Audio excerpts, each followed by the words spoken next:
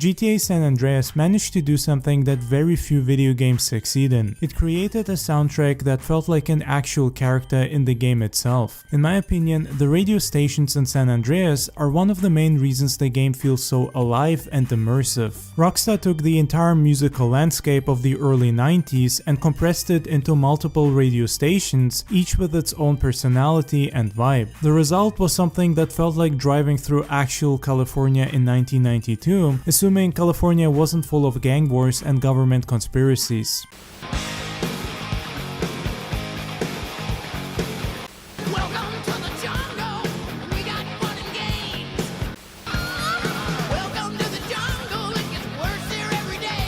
What I love most about this soundtrack is how it captures a specific moment in music history. The early 90s were this perfect collision of genres. West Coast hip-hop was dominating, grunge was happening, classic rock still had massive radio presence, and R&B was evolving into a major player. San Andreas gave you all of it through different stations, and the genius was that you could switch between them based on your mood or what part of the map you were in. The music became part of how you experience different areas of the game world. Similar to Vice City, which in my opinion still has the greatest video game soundtrack of all time. It's just so damn good.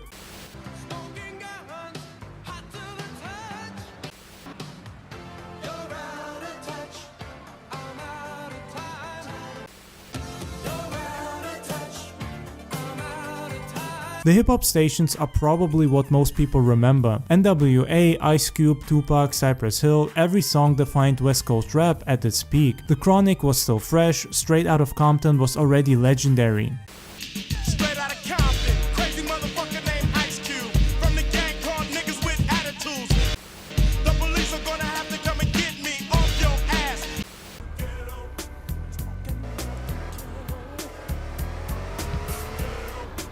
Even though the streets are bumpy, lights burn out, dope fiends die with a pipe in their mouth.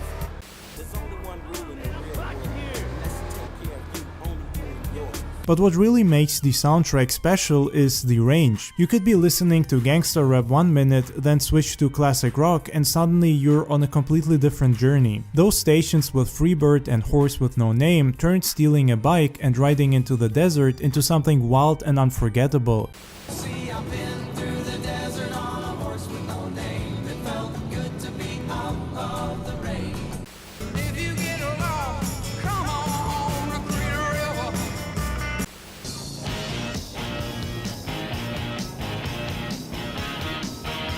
Welcome to the jungle, it gets worse here every day.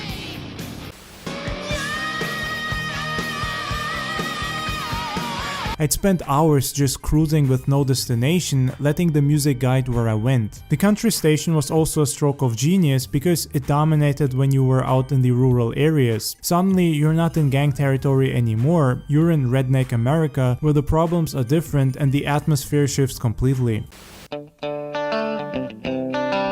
The music reinforced that environmental storytelling in ways most games don't even attempt. Rockstar used genre to tell where you were and what kind of story was unfolding. What's brilliant is how a lot of players discovered entire genres through San Andreas. Kids who only knew contemporary hip-hop suddenly heard Parliament and Curtis Mayfield and realized where all those samples came from. People who never listened to country found themselves actually enjoying it because it fit the moment so perfectly. The game was basically a music history course disguised as a crime simulator. At least, I'm sure that's what some of us told our parents. Look mom, you don't have to be a psychotic maniac shooting up the entire area. You can just drive around listening to music like a model citizen.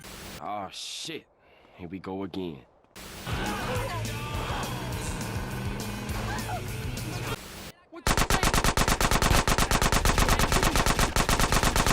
The way music shifted based on location was environmental storytelling at its best. The stations that dominated in Los Santos weren't the same ones that fit San Fierro or the countryside. The game had this implicit understanding that different places have different soundtracks. What makes the San Andreas soundtrack nostalgic now is how it captures an era that's completely gone. The early 90s had this specific musical ecosystem that doesn't exist anymore. Hip-hop hadn't fully crossed over into the mainstream yet, rock was fragmenting into grunge grunge and alternative as glam metal was sadly dying and R&B was in transition. Everything was changing, and San Andreas froze that moment in time. Playing it now is like opening a time capsule of what music sounded like before the internet homogenized everything.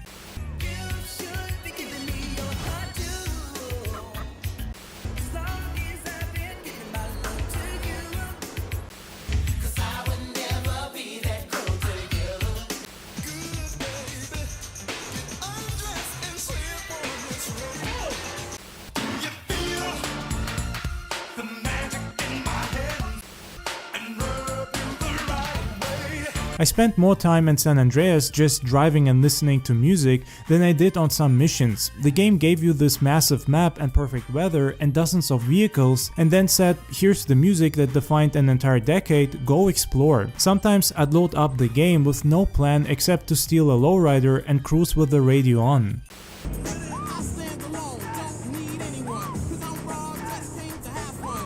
Just give in, and just sit in the stand. If you wanna find hell with me, I can show you what it's like. Ain't in the membrane. Spread yourself. There's a special kind of person.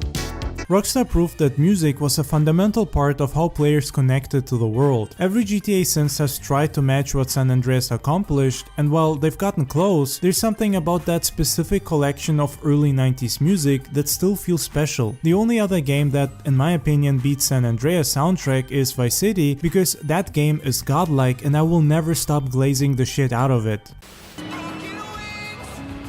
You got to learn to fly, learn to live, not so free. It's the night, time Josie's on a vacation far away. What's interesting is how personal the experience became. Everyone had their favorite station. Everyone associated different parts of the map with different music. Ask 10 people about the San Andreas soundtrack and you'll get 10 different answers about which station defined their playthrough. That variety meant the game sounded different to everyone who played it, even though we were all experiencing the same content. Sacrifice everything and money. Love has no guarantees. I'll show you pleasure like you never know. When I touch and love you the right way.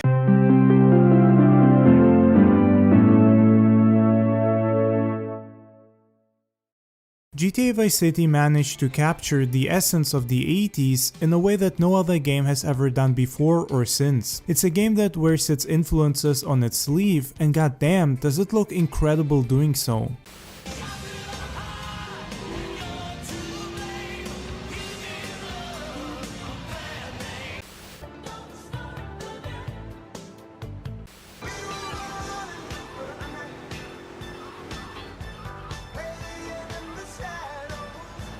When you first arrive in Vice City in 1986, stepping off that plane as Tommy Vercetti, you're immediately transported to a world that feels ripped straight from the VHS tapes that defined a generation. The neon lights, the pastel colors, everything screams 80s, and it's absolutely glorious. The most obvious inspiration is Scarface. I mean, the entire storyline basically follows the same trajectory as Tony Montana's rise to power. Tommy Vercetti starts as a guy fresh out of prison, works his way up through the criminal underworld, and eventually builds his own empire. The mansion you end up buying even looks like it could be Tony Montana's place. Rockstar wasn't even trying to hide this influence, and honestly, why would they? Scarface is the ultimate 80s crime movie, and Vice City manages to recreate that same feeling of excess and ambition.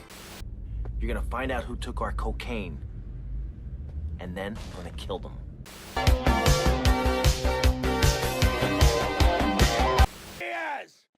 I've come to take over your business! Tommy, you betrayed me, you idiot! Say hello to my little friend! But it doesn't stop there. Miami Vice is obviously a huge influence on the aesthetic and atmosphere. The entire color palette of the game, with those iconic pink and teal combinations, feels like it was pulled directly from the show. The way the city looks at night, with all the neon reflecting off the wet streets, feels like pure Miami Vice. Smoking guns, hot to the touch. You're out of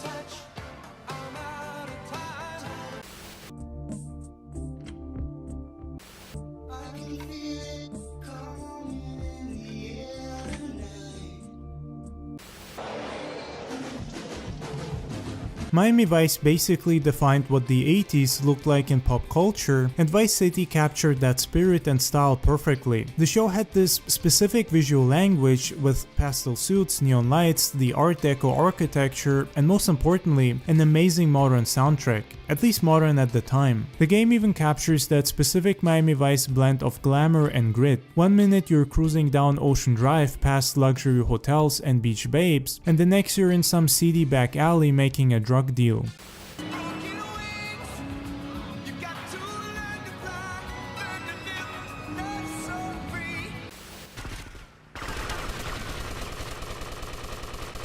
You're messing with the king.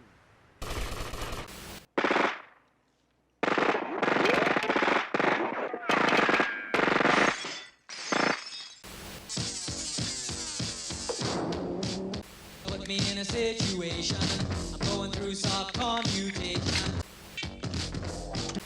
I think we have a deal, my friend. Oh, shit.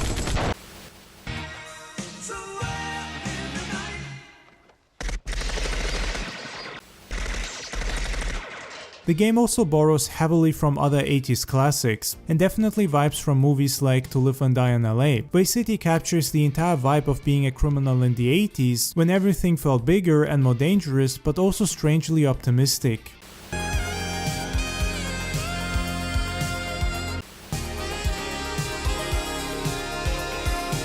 Another thing that to me really sells Vice City's 80s authenticity are the radio stations. This is where the game truly shines. Rather than just throwing together some random 80s hits, Rockstar curated an absolutely perfect collection of music that captures different aspects of the decade. Flash FM gives you the pop hits, the songs that were playing in every mall and on every radio station. Wave 103 delivers new wave and synth pop that defined the underground scene. V-Rock brings the hair metal that dominated MTV. Immersion 98.3 serves up the power ballads that everyone secretly loved, and FIWA 105 brings the funk and soul that was thriving in Miami during that time.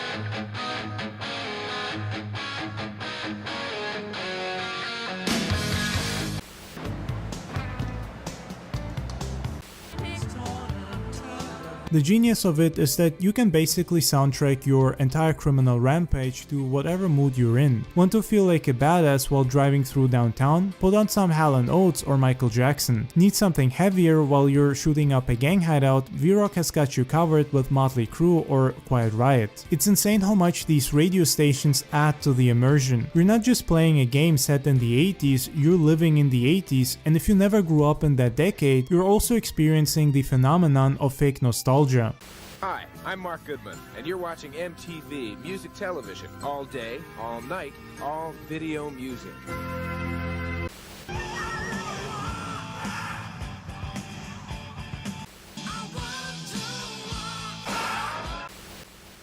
Hey little sister, what have you done? Hey little sister, shotgun. It's a nice day for a white wedding. The character design in Vice City is also peak 80s. Tommy Vercetti himself starts out in that classic Hawaiian shirt, which becomes iconic for the game and also reminds me heavily of Magnum PI.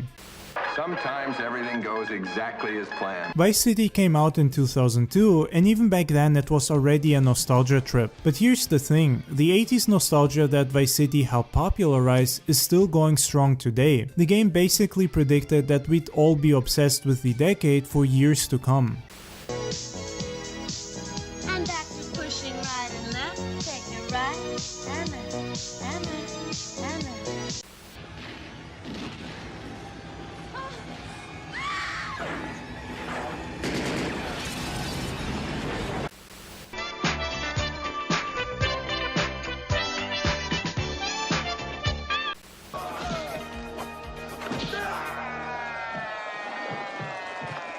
Playing Vice City today feels like watching an old VHS tape you found in your parents' basement. The graphics are dated now, the mechanics feel stiff compared to modern games, but none of that matters. The atmosphere, the music, and the whole vibe of the game is still perfect. It's a time capsule that manages to feel more 80s than a lot of media actually created in the 80s.